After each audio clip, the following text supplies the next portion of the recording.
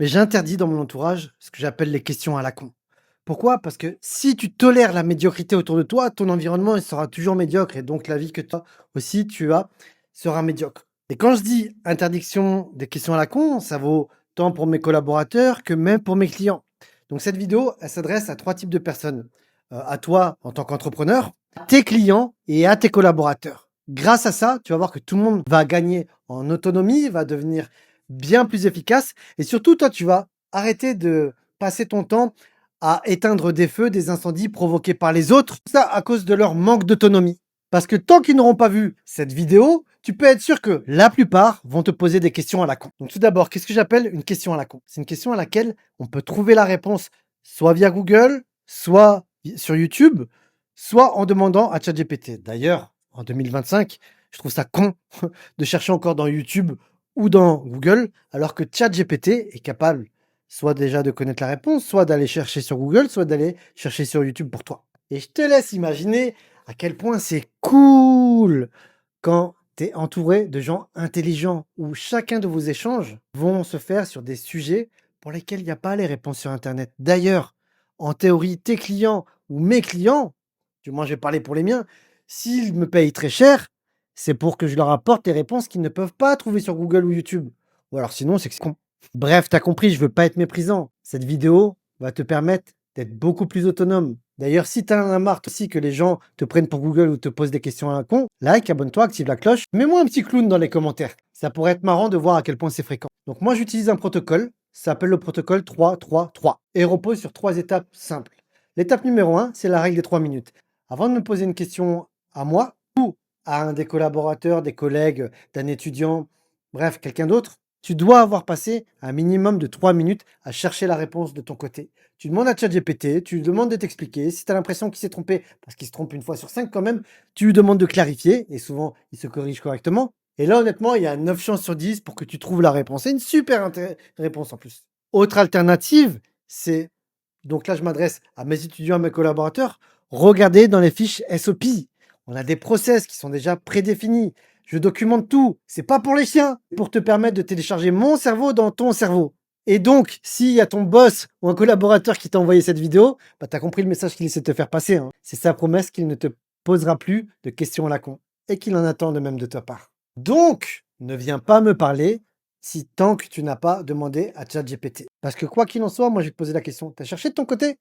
Si la réponse est non, tu peux aller te faire foutre, va chercher et reviens me parler après. Mais avant, il y a la deuxième étape. C'est ce que j'appelle la règle des 3 paires. Tu as cherché, tu as pas trouvé, c'est OK.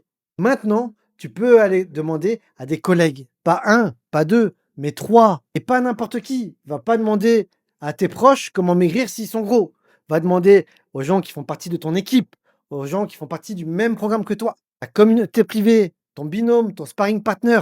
Et si tu es seul de ton côté, va voir dans la description, j'ai un truc pour toi. Ça s'appelle Momentum. C'est dédié aux freelances, aux formateurs, aux coachs, aux consultants, aux experts qui en ont marre de procrastiner parce qu'ils sont seuls de leur côté. Va voir, je te promets que tu vas kiffer et sortir ta CB. Alors pourquoi c'est important de poser la question à d'autres personnes 3 fois? Très souvent, juste le fait de poser la question une fois, 2 fois, 3 fois, à chaque fois que tu vas reformuler le problème, tu vas clarifier le problème et il va être de plus en plus précis.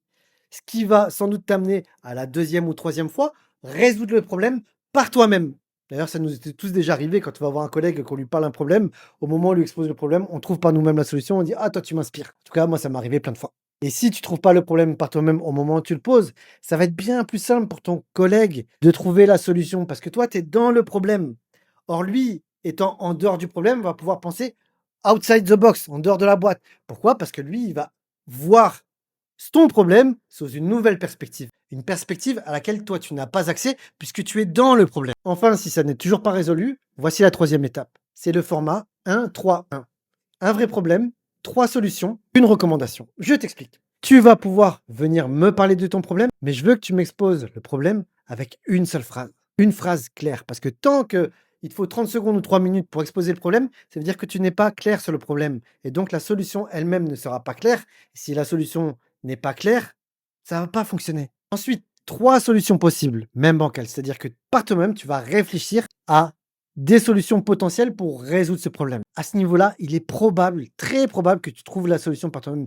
Et si tu hésites, tu peux venir vers moi avec une recommandation.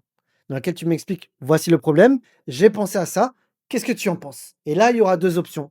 Soit je valide carrément et bravo, ça veut dire que tu as réussi à résoudre un problème plutôt que m'apporter un problème et en plus, ça confirme que tu es dans ma vision, donc c'est juste parfait pour toi, pour moi et ça, c'est une super collaboration. Ou alors, je vais t'expliquer non et dans ce cas-là, on pourra jumper dans un call pour que je partage avec toi ma vision pour résoudre ce problème. Ce qui va faire qu'on va travailler ensemble, mais que ça sera super utile parce que toi, tu auras déjà fait 80 du travail. Et durant cet appel, tu pourras adopter les 20 manquants pour parfaitement adhérer à ma vision. Conclusion, maintenant tu as une nouvelle règle à appliquer quand tu veux demander de l'aide ou quand tu proposes à tes collaborateurs, tes étudiants de venir te demander de l'aide. Tu vas tout simplement leur poser la question: est-ce que tu as passé la règle des 3 minutes de recherche? Demander de l'aide à 3 collaborateurs, étudier 3 solutions et en proposer une seule. Et si tu appliques ça autour de toi, tu verras que tu vas gagner du temps, mais surtout que tout ton environnement, les gens autour de toi, ils sont beaucoup plus smart, beaucoup plus intelligents, qui va te permettre d'avoir plus de temps pour kiffer la vie, gagner plus d'argent. Mais eux aussi, ça va être pareil. Et en plus, ils vont pouvoir induire ça inconsciemment dans l'éducation de leurs enfants. Alors, si tu as kiffé cette vidéo, fais-le moi savoir avec un like, abonne-toi, clique sur la cloche pour être notifié des prochaines vidéos. Et si tu as envie de travailler de manière encore plus smart, regarde tout de suite la description, découvre le programme Momentum et rejoins-le si tu en as marre de procrastiner, que tu es un expert qui veut digitaliser et scaler. C'était Rudy, je te dis à tout de suite de l'autre côté. Ciao.